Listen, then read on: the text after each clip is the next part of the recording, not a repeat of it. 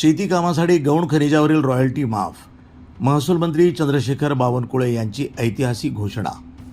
विधान भवनाच्या दोन्ही सभागृहामध्ये महसूल मंत्री चंद्रशेखर बावनकुळे यांनी शेतकऱ्यांसाठी एक मोठी आणि दिलासादायक घोषणा केली आहे. आता शेतकरी आपल्या शेततळ्यामधनं, विहिरीमधनं किंवा स्थानिक जलस्रोतामधनं शेती कामासाठी विहीर, शेतघर, जनावरांचा गोठा बांधण्यासाठी तसंच शेत रस्त्यांच्या दुरुस्तीसाठी गाळ, माती आणि मुरुम हे मोफत काढू शकणार आहेत. या गौण खनिजांच्या वापरासाठी असणारं स्वामित्व धन अर्थातच रॉयल्टी ही पूर्णपणे माफ करण्यात आली आहे. जलस्रोतामधनं गाळ काढण्यासाठी तलाठ्याकडनं 15 दिवसात साधी NOC घेणं बंधनकारक असेल, तर स्वतःच्या शेतातील कामासाठी कोणत्याही परवानगीची गरज भासणार नाही. अत्यंत महत्त्वाचं म्हणजे या कामासाठी वापरल्या जाणाऱ्या शेतकऱ्यांच्या ट्रॅक्टर किंवा बैलगाड्यांवर पोलीस अथवा तहसीलदार आता कोणतीही पकडापकडी किंवा जप्तीची कारवाई करणार नाहीत. मात्र या खनिजांचा व्यावसायिक वापर करण्यास सक्त मनाई असेल.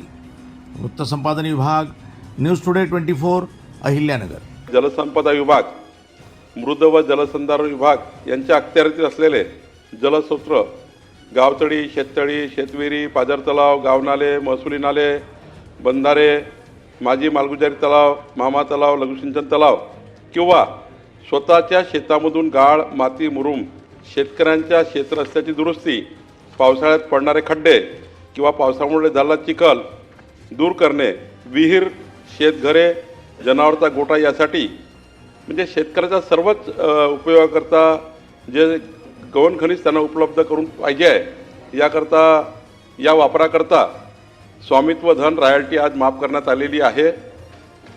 याकरता आता फक्त त्याकरता एक तलाठ्याकडनं एक साधा त्यांना एक NOC घ्यावी लागेल. हे करत असताना तलाठी याला 15 दिवसाचं त्यांनी लेखी परवानगी दिली पाहिजे असं बंधनकारक करण्यात आलेलं आहे.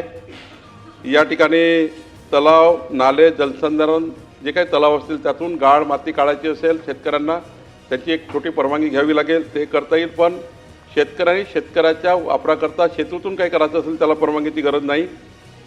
वापर फक्त क्षेत्राच्या रस्त्याची दुरुस्ती, पावसाळ्यात पडणारे खड्डे, पावसाळ्यात झालेला चिखल, विहीर, शेतघर, जनावरांचा गोठा या कामाचा असणार आहे.